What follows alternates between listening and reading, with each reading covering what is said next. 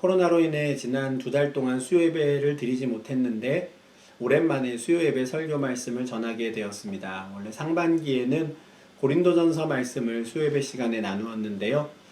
고린도전서는 이후에 우리가 교회당에서 다시 수요예배를 드릴 수 있을 때 이어가기로 하고요. 지금처럼 가정에서 수요예배를 드릴 때에는 창세기 37장부터 50장까지 기록된 요셉에 관한 말씀을 나누면 좋겠습니다. 창세기 37장부터 요셉에 관한 이야기가 기록되었다라고 말씀드렸지만 사실 이 부분은 야곱의 족보라고 할 수 있습니다.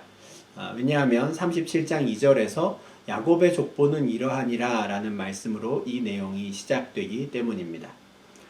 창세기의 구조를 나누는 여러 방법이 있는데요. 그 중에 하나가 족보에 따라서 그 내용을 구분하는 것입니다.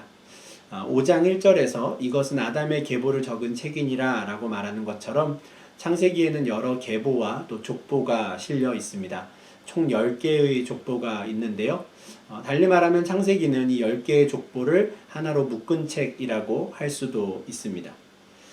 37장부터 50장까지는 바로 야곱의 족보인데요. 창세기에 나오는 마지막 족보입니다. 야곱은 잘 아시는 대로 아브라함의 손자이고요. 이삭의 둘째 아들입니다. 그의 형이 바로 에서이지요.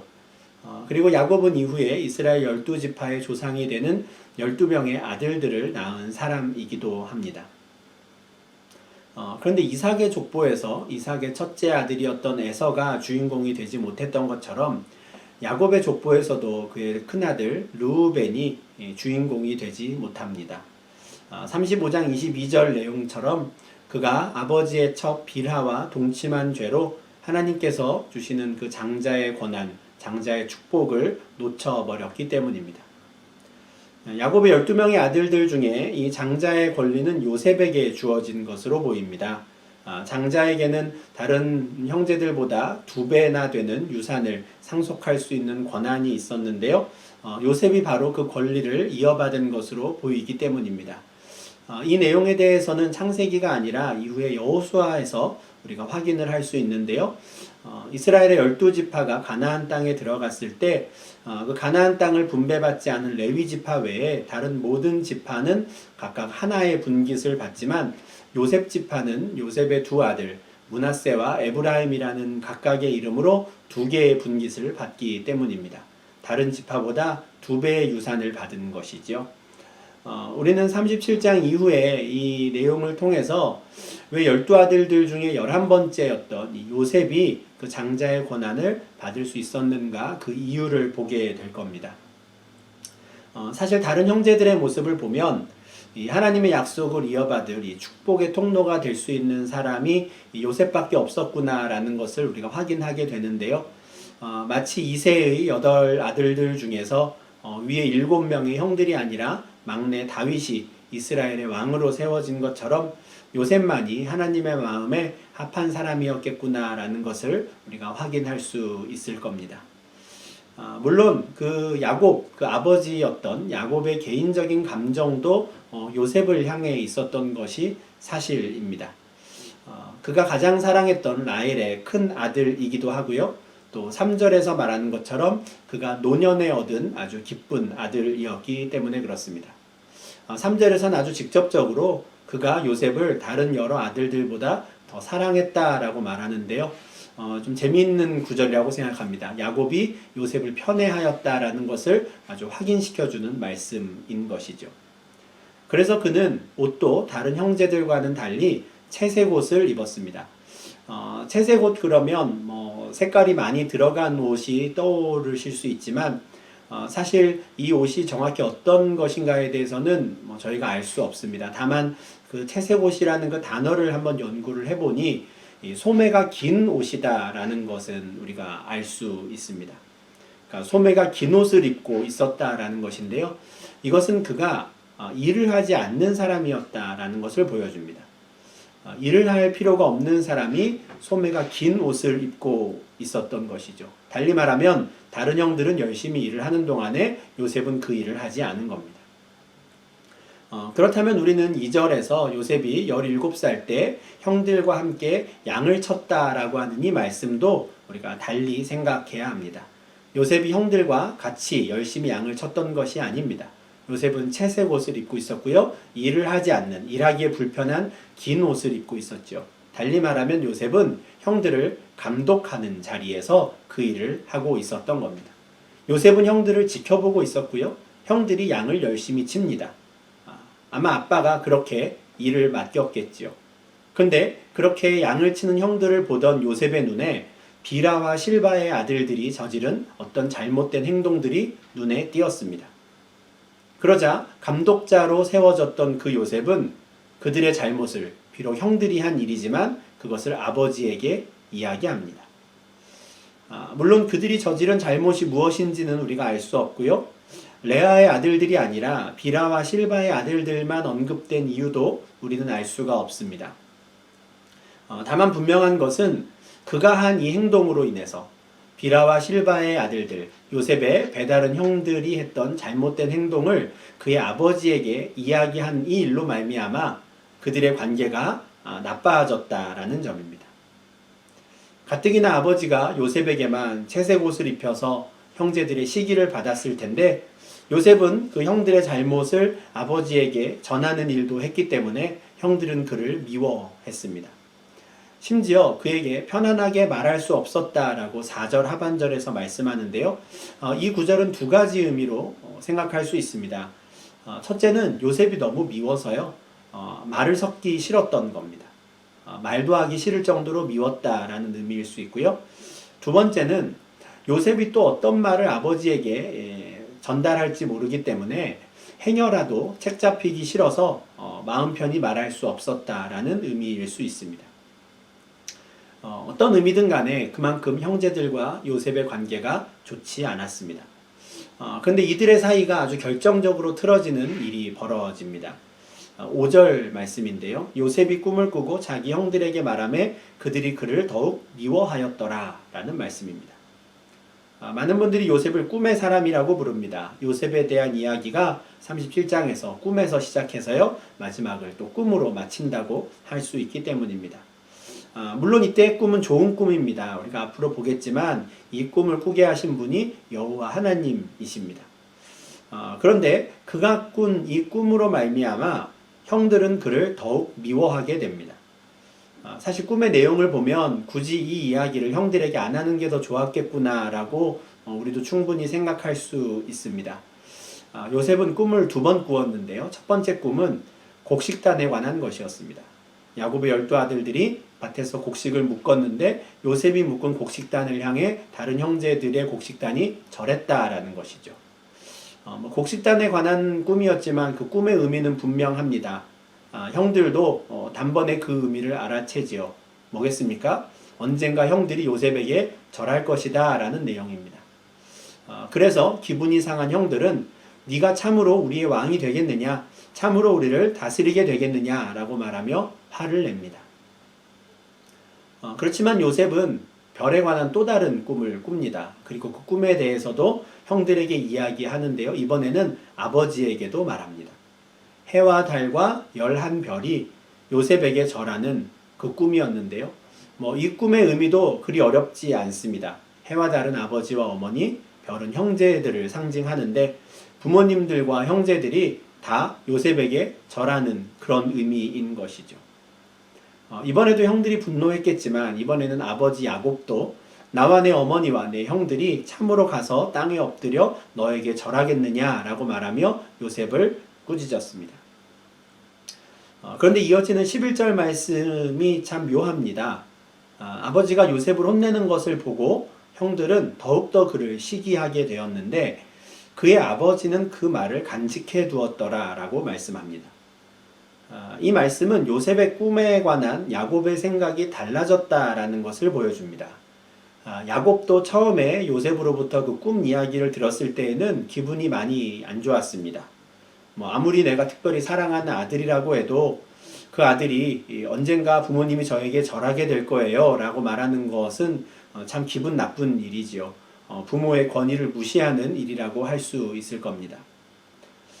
근데 형들이 요셉에 대한 이 미움과 시기심을 그대로 갖고 있었던 반면에 야곱은 시간이 지나면서 대체 이 꿈의 의미가 무엇일까? 그리고 실제로 그런 일이 일어나게 될 것인가를 계속해서 생각했던 것 같습니다. 야곱 자신이 바로 하나님이 주신 그 꿈을 꾸었던 적이 있기 때문입니다. 야곱 자신도 형 에서를 피해서 하란으로 도망칠 때 하나님께서 꿈에서 그에게 나타나신 적이 있었습니다. 그리고 하나님께서 그 꿈을 통해서 약속하신 그 말씀을 직접 이루시는 것도 경험한 사람이었습니다. 그러니 야곱은 이 11번째 아들 요셉이 꾼 이 꿈도 만약에 하나님이 주신 것이라면 하나님께서 나에게 그렇게 하신 것처럼 이 요셉에게도 그 꿈을 이루시지 않을까 생각하기 시작한 것으로 보입니다. 저는 이것이 그의 아버지는 그 말을 간직해 두었더라라는 말씀의 의미라고 생각합니다. 그런데 야곱이 이처럼 두 번의 꿈을 꾼 이후에 어느 날 야곱의 가정에 큰 비극이 일어나지요. 이것이 37장 12절 이후의 내용인데요. 아버지의 심부름으로 요셉이 양을 치던 형들을 찾아갔을 때 형들은 그 요셉을 미디안 상인에게 노예로 팔아버리는 일이 벌어지는 겁니다. 형들은 처음에 요셉을 죽이려고 했습니다. 그만큼 그를 미워했습니다. 그런데 르우벤과 유다가 중재에 나서면서 그래도 그를 차마 죽이지는 않고요. 도단을 지나서 애굽으로 가는 그 상인들에게 은 20개를 팔고 요셉을 받고 팔아버렸습니다. 그리고 요셉의 채색 옷에는 순념소의 피를 묻혀서 아버지에게 보여주지요. 우리가 집으로 돌아오는 길에 보니 요셉의 옷이 이렇게 떨어져 있었는데 이렇게 짐승의 피가 묻은 것을 보니까 아무래도 우리에게 오는 길에 들짐승에게 잡아먹힌 것 같습니다. 라고 거짓말을 하는 겁니다. 결과적으로 이 요셉이 17살에 꾸었던 이 꿈들은 야곱 가족의 깊은 상처를 완전히 드러내는 계기가 되고 말았습니다. 물론 야곱의 아들들이 의도한 것은 아니었겠지만 야곱의 아들들이 요셉을 미디안 상인에게 팔고요. 채색 옷에 염소의 피를 묻혀서 아버지에게 보여주는 이 장면은 그 옛날 그의 아버지 야곱과 그의 형 에서가 얼마나 깊은 갈등 관계에 있었는가 하는 것을 떠올리게 합니다. 과거에 야곱이 아버지 집을 떠나 하란으로 도망쳤던 이유가 그의 형 에서가 그를 죽이려고 했기 때문입니다. 에서가 그를 죽이려고 했던 이유는 야곱이 아버지를 속여서 에서의 축복을 가로챘기 때문인데요. 창세기 27장 16절에 따르면 그때 야곱은 아버지를 속이기 위해서 염소 새끼의 가죽을 입고 아버지 방으로 들어갑니다. 아마도 그가 그때 들고 들어간 그 별미도 그 염소 고기 요리였을 가능성이 있습니다. 그런데 이제 그의 아들들이 바로 그 염소의 피를 요셉의 옷에 묻혀와서 야곱을 속이는 것이죠. 또한 이 사건은 야곱의 아내들 사이에 있었던 깊은 갈등도 드러내고 말았습니다. 창세기 29장과 30장에 나타나는 것처럼 야곱의 12 아들들은 레아와 라헬이 그 남편 야곱의 사랑을 얻기 위해서 경쟁을 벌이며 낳은 아들들이었습니다. 그런데 요셉의 꿈이 야곱의 아내들로부터 시작된 이 갈등을 그들의 자녀들 사이에서도 드러나게 만들었습니다. 가뜩이나 비라와 실바의 형제들, 즉 어머니가 다른 그 이복 형제들과의 사이가 좋지 않은 상황에서 요셉의 꿈은 이 야곱 가족의 마음을 더욱더 갈갈이 찢어버렸습니다. 형들은 동생 요셉을 진심으로 죽이고 싶다는 생각을 했고요. 그 정도로 그들 사이의 미움과 시기심이 극에 달했습니다. 그런데 우리가 38장 이후의 상황으로 넘어가기 전에 꼭 기억해야 하는 점이 하나 있는데요. 바로 요셉에게 이 2번이나 꿈을 꾸게 하신 분이 바로 하나님이시라는 점입니다.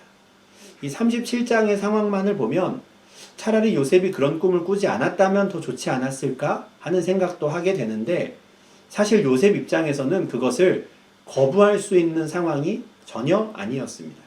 일부러 그 꿈을 꾸고 싶어서 꾼 게 아니라는 말씀이죠. 요셉의 꿈 이야기를 들었던 그 야곱이 그를 꾸짖은 후에 그 말을 간직해 두었던 것도 그 꿈은 하나님이 주신 것이었기 때문입니다. 하나님께서 두 번이나 그 꿈을 꾸게 하실 때 요셉은 뭐 별다른 일을 할 수가 없었습니다. 그냥 그 꿈을 꿀 뿐이었죠. 그런데 문제는 하나님께서 주신 그 꿈으로 말미암아 야곱 가족의 아픔과 상처가 더 잔인하게 드러나게 되었다는 점입니다. 하나님께서 주신 꿈을 꾸고 그 꿈에 대해 이야기하는 것을 싫어하고 또 그 꿈을 미워하고 시기했던 사람들이 다름 아닌 요셉의 가족들이었습니다. 미움과 시기심은 그들의 동생 요셉을 향한 하나님의 계획도 부정하게 만들었습니다. 37장 19절을 보면 아버지의 심부름으로 형들을 찾아오는 요셉을 보고 형들은 꿈꾸는 자가 오는구나 라고 말합니다. 그리고 우리가 그를 죽이면 그의 꿈이 어떻게 되는지 두고 보자 라고 말합니다. 하나님께서 요셉에게 꾸게 하셨던 그 꿈을 꾼 자를 죽이고 우리가 요셉이 죽어도 과연 그 꿈이 이루어지는지 한번 보자 라고 비아냥거리는 이 사람들이 언약의 백성인 야곱의 아들들이었고요. 이스라엘 12지파의 조상들이었습니다. 참 마음 아픈 일이죠. 하나님께서 요셉에게 이 두 번의 꿈을 꾸게 하시는 동안에 요셉에 대한 형들의 감정은 사실 더 악화되어 갔습니다. 4절에서는 그를 미워하였고요. 5절에서는 더욱 미워합니다. 8절에서도 더욱 미워하고요. 11절에서는 시기합니다. 이와 같은 형제들의 감정을 볼 때 어떤 분들은 요셉이 형들에게 꿈 이야기를 한 것은 쓸데없는 일을 한 것이다 라고 설명하기도 합니다. 다른 형들이 잘못한 것을 곧이곧대로 아버지에게 말하는 것이나 형들이 자기를 미워하는 걸 뻔히 알면서도 형들에게 꿈 이야기를 하는 것을 보면 요셉이 철없는 아이였을 것이다 이렇게 상상하는 분도 계십니다. 제가 볼 때도 그런 부분이 전혀 없지는 않아 보입니다. 굳이 말하지 않아도 될 것을 괜히 이야기해서 일을 좀 크게 만든 것 아닌가 싶기도 합니다. 그렇지만 우리가 창세기 37장에서 실제로 요셉이 미숙했거나 철없는 아이였다라는 어떠한 내용도 우리가 찾을 수가 없습니다. 심지어 요셉이 뭔가 잘못한 일에 대해서는 그 어떤 구절도 발견할 수 없습니다. 야곱이 요셉을 편애한 것이 요셉의 잘못이 아니지요. 형들이 잘못한 것을 아버지에게 말한 일도 그렇습니다. 구체적인 잘못의 내용이야 우리가 알 수 없지만 그 일을 저지른 비라와 실바의 아들들이 잘못한 것이지 아버지가 채색 옷을 입혀서 맡긴 그 일을 그냥 그대로 감당한 것은 요셉으로서는 그냥 마땅히 해야 될 일이었습니다. 꿈 이야기를 형들에게 한 것도 얼마든지 우리가 다르게 생각할 수 있습니다. 형들이 자신을 미워하고 나에게 편하게 다가와서 말하지 못한다는 것을 왜 요셉이 몰랐겠습니까? 그렇지만 요셉은 여전히 형들과 대화하기를 좋아했던 것으로 생각할 수 있습니다. 37장 12절 이후의 상황도 마찬가지입니다. 아버지 야곱이 요셉에게 심부름을 시켰을 때에도 그는 기꺼이 저 멀리 도단까지 형들을 찾아갔습니다. 그 일을 대충 하지 않았죠. 어쩌면 요셉은 눈치 없는 아이였던 게 아니라 형들이 자신을 미워하더라도 여전히 형들을 좋아하는 동생이었는지도 모릅니다. 이처럼 요셉이 어떤 아이였는가 하는 점은 이 본문을 보고 우리가 어떻게 생각하고 또 상상하는가에 따라 달라질 수 있습니다. 사실 이 37장 이후의 말씀을 보면서 17살의 요셉이 어떤 사람이었을까를 우리가 찾는 것, 이것은 그리 중요한 문제가 아닙니다. 우리가 오늘 본문을 통해서 확인할 수 있는 것은 하나님께서 요셉에게 주신 그 꿈을 이해하지 못하고 오히려 가장 미워하고 시기했던 사람들이 바로 그의 가족들이라는 점입니다. 이런 일들이 있습니다. 때로는 나와 가장 가까운 사람, 또 나를 가장 사랑한다고 생각했던 사람들이 하나님께서 나에게 주신 그 꿈을 이해하지 못할 때가 있습니다. 그럴 때 우리는 내가 착각한 게 아닌가 하는 생각을 합니다. 하나님께서 나에게 주신 꿈이 맞다면, 이것이 분명하다면 하나님이 최소한 나를 사랑하는 사람들, 또 내가 사랑하는 사람들에게만이라도 이 꿈과 비전이 충분히 납득되고 받아들여질 수 있도록 그렇게 해주실 것 같은데, 나와 가장 가까운 사람들도 이것을 이해하지 못하는 것을 보면 혹시 내가 이것이 하나님의 꿈이라고 잘못 착각한 것은 아닌가 생각하게 됩니다. 한 발 뒤로 물러서게 되는 것이죠. 형들의 곡식단이 나의 곡식단에 절하고 또 해와 달과 11별이 나의 별에 절하는 꿈을 꾸었던 요셉은 형들의 반응을 보며 어떤 생각을 했을까요? 또는 형들이 나를 직접 팔아넘기는 장면을 눈앞에서 보면서 어떤 생각을 했을까요? 요셉도 내가 착각했나 보다, 내가 개꿈을 꿨나 보다, 이렇게 생각했을지도 모르겠습니다. 17살의 요셉이 어떤 아이였는지 우리가 알 수 없듯이 형들에게 팔려갈 때 요셉이 어떤 감정이었을까, 어떤 생각이었을까 우리는 알 수 없습니다. 그런데 한 가지 결론적인 말씀을 드리면요. 이날 이후에 또는 심지어 요셉은 하나님이 주신 그 꿈을 꾼 이후에 실제로 형들에게 절을 받는 그 일을 반드시 이루기 위해서 그 어떤 일도 할 수 없었다라는 겁니다. 형들보다 더 높은 자리에 올라가서 형들에게 절을 받을 수 있기 위해서 내가 무엇을 해야 할까 고민하지도 않았고요. 그 어떤 노력도 하지 않았습니다. 할 수가 없었지요. 노예로 팔려간 그날부터 요셉이 할 수 있는 일은 그냥 하루하루 몸부림치며 사는 것밖에 없었습니다.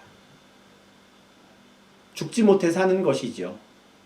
한가하게 예전에 꾸었던 꿈이나 생각하면서 내가 그 꿈을 이루기 위해 무엇을 해야 할까? 그럴 수 있는 상황이 전혀 아니었습니다. 노예로 팔려간 그 순간부터 창세기 50장의 상황이 될 때까지 요셉은 하루하루 그 먼 애굽 땅에서 살아남기 위해 몸부림쳐야 했습니다. 사실 제가 요셉의 이야기를 볼 때마다 신기하게 생각하는 점이 바로 이 부분입니다. 처음부터 부모님과 형들이 자신에게 절하는 일은 요셉이 스스로 바라고 꾸었던 꿈도 아니었습니다. 그냥 하나님이 그 꿈을 주신 것이죠.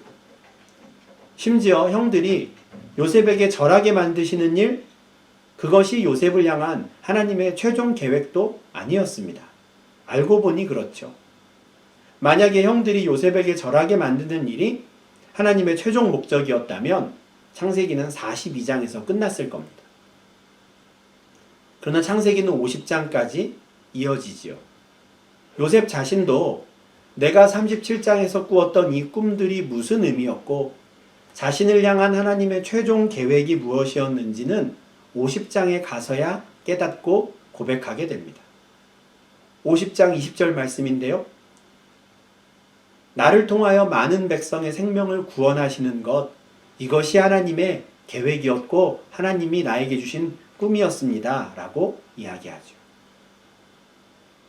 사실 요셉의 형들이 요셉에게 절하는 것, 이것은 하나님의 최종적인 그 계획을 이루기 위한 중간 과정에 불과했습니다.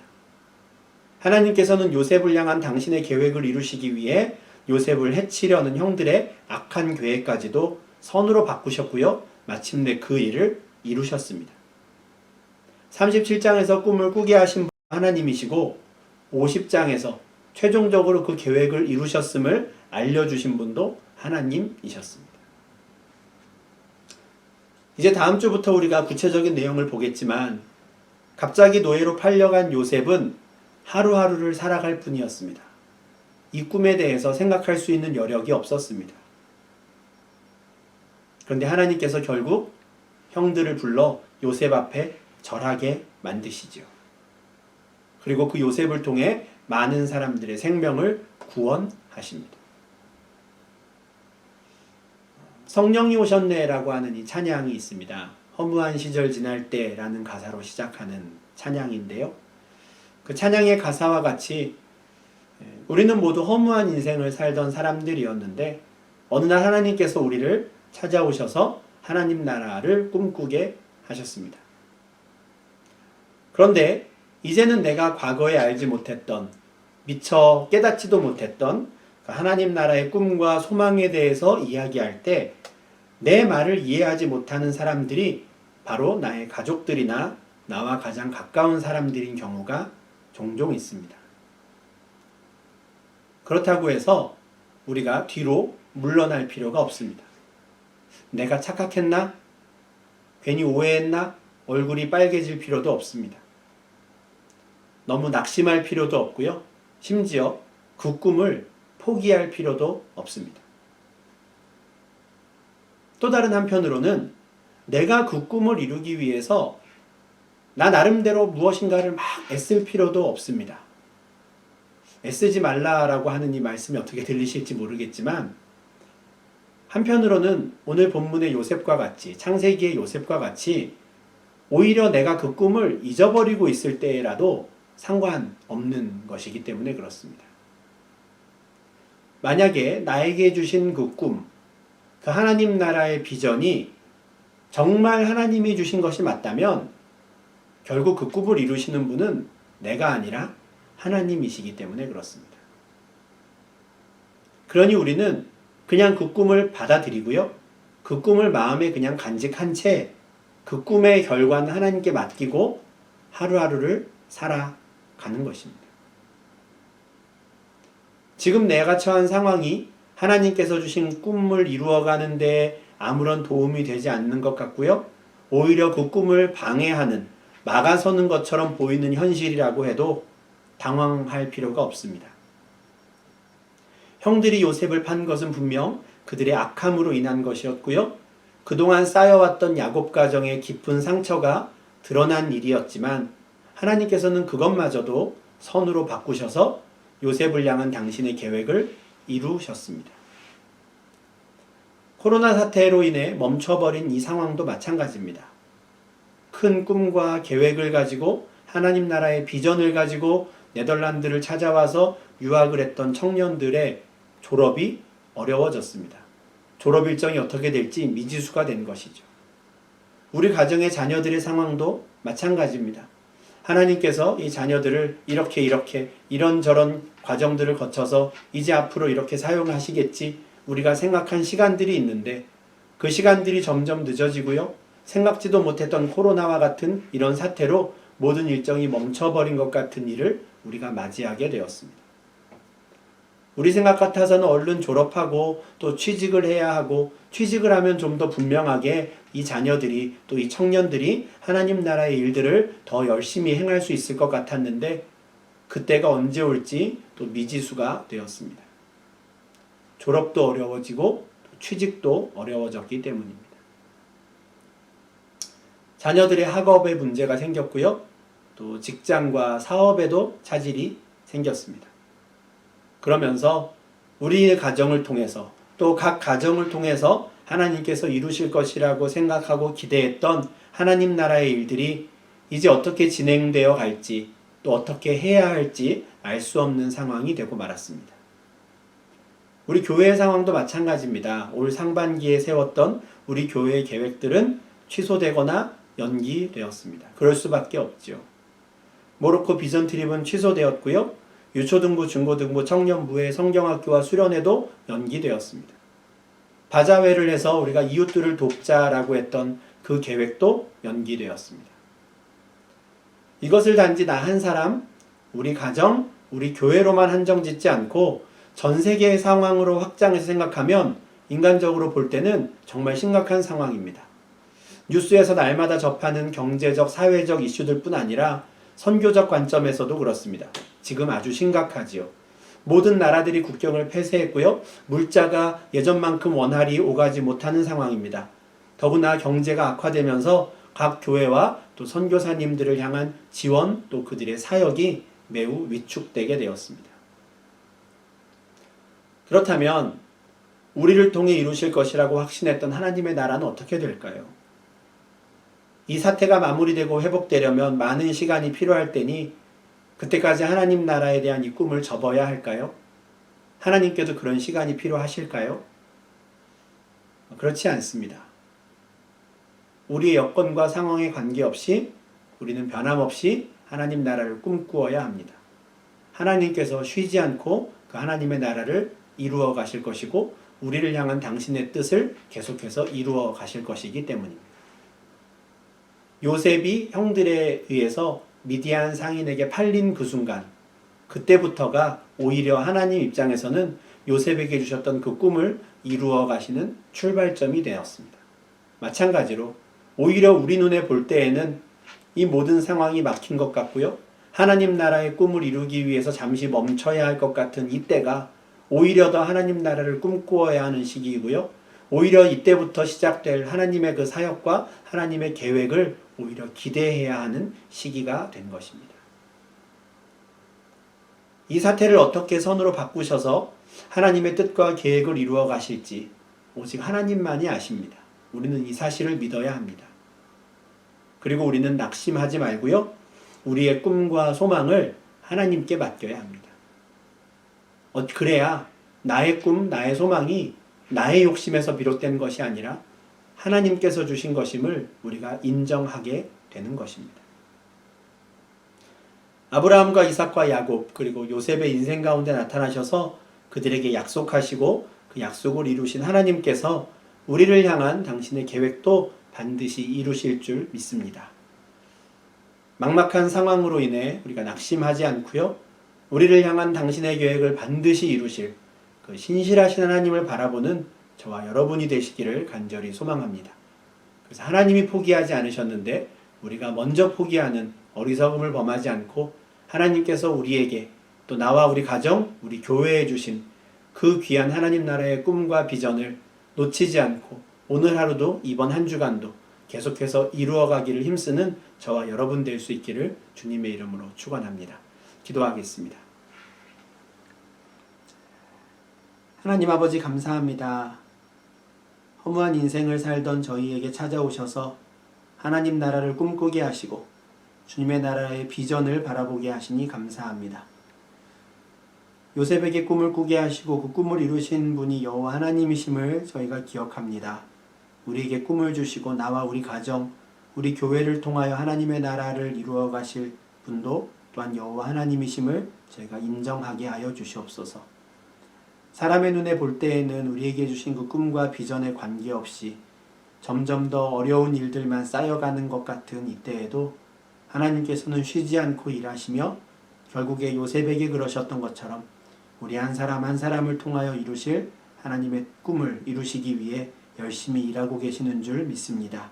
하나님 아무것도 할 수 없는 이 순간 우리가 더욱더 믿음의 눈으로 주님을 바라볼 수 있게 하시고 우리 자녀들 또 우리 귀한 청년들의 학업의 일정과 졸업의 문제 또 취직과 또 우리 가정이 꾸려가야 하는 직장과 사업의 모든 문제들 가운데에도 하나님께서 간섭하여 주셔서 우리가 할 수 있는 것이 아무것도 없을 때 도리어 일하시는 구원의 하나님을 경험하게 하시고 또 이 시간들을 지나 변함없이 신실하게 하나님의 뜻과 계획하심을 우리의 삶을 통하여 이루어가는 하나님의 능력을 경험할 수 있도록 주님 인도하여 주시옵소서. 그래서 정말 우리가 요셉이 그러했던 것처럼 우리도 늘 꿈을 꾸는 하나님의 백성들 되게 하시고 우리의 연약함에 가려서 멈칫거리지 않고 오직 친실하신 전능하신 여호와 하나님을 바라보며 꿈을 향해 하루하루 걸어가는 저희 될 수 있도록 인도하여 주시옵소서. 감사드립니다. 예수님 이름으로 기도합니다. 아멘.